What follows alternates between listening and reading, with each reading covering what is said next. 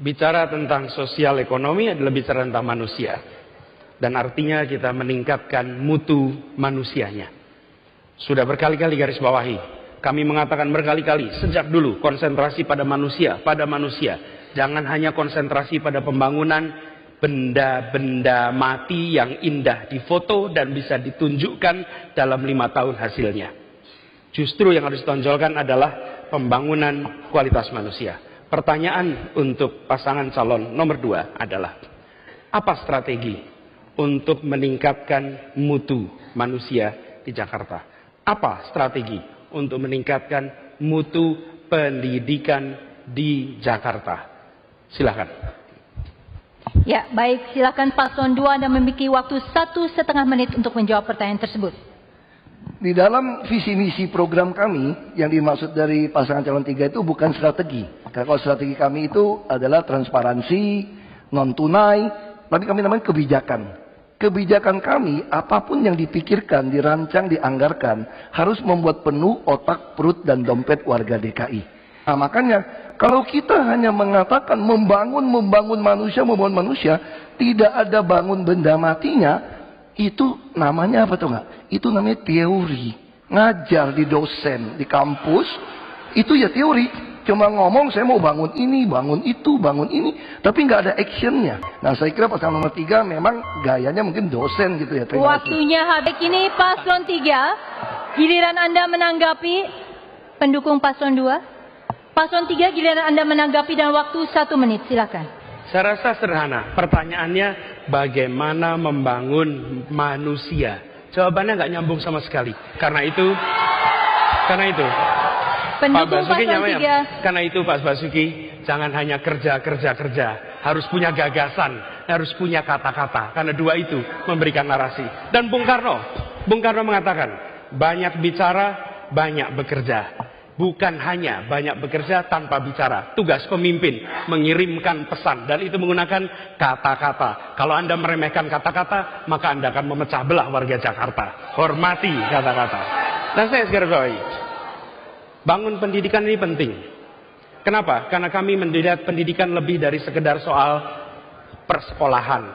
Salah satu masalah transportasi di Jakarta adalah karena para pengemudi tak pernah mengalami proses pendidikan peningkatan mutu profesi. Kami akan melihat pendidikan lebih luas dari soal sekolah. Terima kasih. Ya, langsung saja ditahan pendukung Paslon 3. Oke. Itu tertentu untuk menjawab tantangan pembentukan karakter serta mengejar ketertinggalan mutu lulusan di DKI Jakarta. Begitu kita berbicara mengenai meningkatkan mutu pendidikan, maka bukan hanya sekedar persekolahan. Tentu sekolah harus dibereskan. Tapi jangan lupa, visi menjadi penting. Tadi dikatakan visinya penting.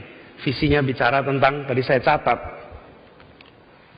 perut, otak, dan dompet. Di sana tak ada moral, di sana tak ada karakter, di sana tak ada nilai. Justru yang mau kita bangun adalah iman, takwa, akhlak. Karena yang dibutuhkan bagi masyarakat Indonesia adalah pendidikan yang menumbuhkan karakter moral dan karakter kinerja. Karakter moral artinya jujur, ikhlas, tuntas, beriman. Tetapi karakter kinerja, kerja keras, kerja tuntas. Pendidikan bukan sekedar penyiapan kepekerjaan. Pendidikan bukan sekedar angka partisipasi. Pendidikan adalah soal menumbuhkan akhlak, menumbuhkan karakter. Karena itu yang kita lakukan di sekolah, akan ada program penumbuhan karakter. Tapi yang tidak kalah penting di lingkungan. Kita akan tetapkan lingkungan menjadi lingkungan belajar. Maghrib sampai Isya bagi yang muslim mengaji. Jam 7 sampai jam 9 kita akan gunakan menjadi jam belajar bagi seluruh peserta didik di Jakarta. Anak-anak belajar. Dan kami akan undang para profesional, para mahasiswa. Mari turun ke kampung-kampung. Jadilah saudara bagi adik-adikmu. Bimbinglah mereka belajar di sore hari. Dan apa yang terjadi? Membangun karakter, membangun akhlak, bukan program. Membangun karakter menjadi gerakan. Sekota ini akan tumbuh karakternya. Akan tumbuh menjadi kota di mana warganya merasakan kebahagiaan karena satu sama lain saling menunjukkan karakter yang mulia. Kepemimpinan tak hanya fokus pada material, tapi fokus pada moral bangsa. Pak Anies, waktu habis. Ya. Kini giliran Bukan sekedar memimpin barangnya, tapi membangun akhlak karakternya dan membuat Jakarta bersatu dalam kebinekaan. Itu yang menjadi amanat yang akan kita tuntaskan selama 5 tahun. Waktunya habis Pak Anies dan Pak Sandi.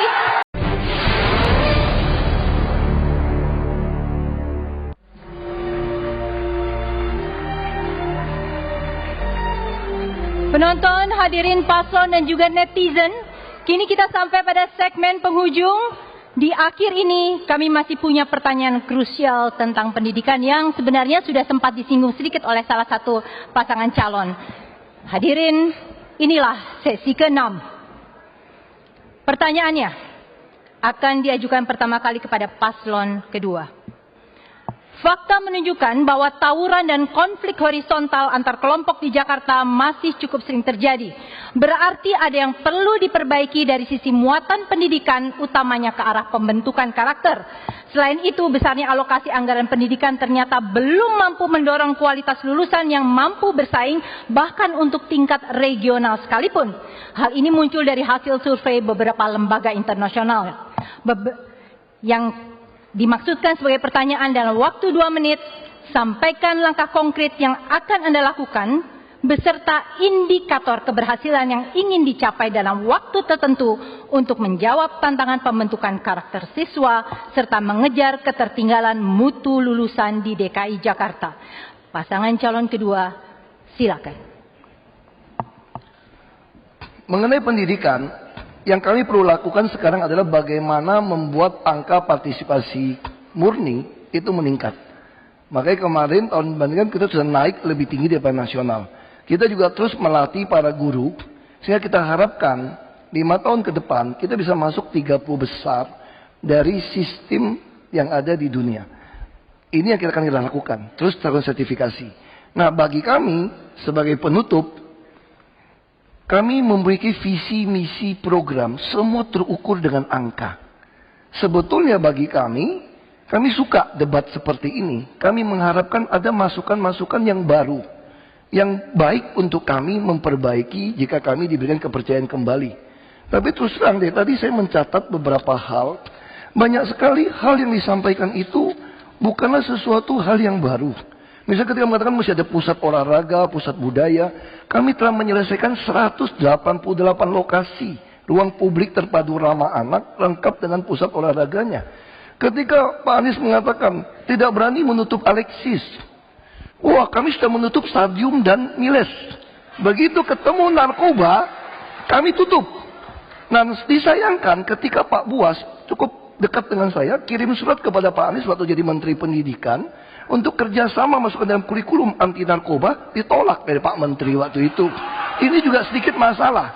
Nah, jadi bagi kami, tentu perjuangan kami jadi gubernur DKI itu bukan hafalan, bukan juga retorika. Ini membutuhkan visi misi yang terukur dan dikerjakan, diimplementasikan. Karena itu perjuangan kami ini belum selesai. Kami ikut ini untuk apa? Untuk minta izin kepada warga DKI supaya kami menyelesaikan perjuangan kami yang belum selesai ini. Baik, itu tadi jawaban dari paslon kedua. Dari pendukung paslon kedua, ingat kita masih punya kesempatan untuk paslon yang lain. Saya berikan kesempatan kepada paslon ketiga dalam waktu 2 menit. Sampaikan langkah konkret yang akan Anda lakukan beserta indikator keberhasilan yang ingin dicapai dalam waktu tertentu untuk menjawab tantangan pembentukan karakter serta mengejar ketertinggalan mutu lulusan di DKI Jakarta. Begitu kita berbicara mengenai meningkatkan mutu pendidikan, maka bukan hanya sekedar persekolahan. Tentu sekolah harus dibereskan. Tapi jangan lupa, visi menjadi penting. Tadi dikatakan visinya penting. Visinya bicara tentang, tadi saya catat, perut, otak, dan dompet. Di sana tak ada moral, di sana tak ada karakter, di sana tak ada nilai. Justru yang mau kita bangun adalah iman, takwa, akhlak. Karena yang dibutuhkan bagi masyarakat Indonesia adalah pendidikan yang menumbuhkan karakter moral dan karakter kinerja. Karakter moral artinya jujur, ikhlas, tuntas, beriman. Tetapi karakter kinerja, kerja keras, kerja tuntas. Pendidikan bukan sekedar penyiapan kepekerjaan. Pendidikan bukan sekedar angka partisipasi. Pendidikan adalah soal menumbuhkan akhlak, menumbuhkan karakter. Karena itu yang kita lakukan di sekolah akan ada program penumbuhan karakter. Tapi yang tidak kalah penting di lingkungan. Kita akan tetapkan lingkungan menjadi lingkungan belajar. Maghrib sampai Isya bagi yang muslim mengaji.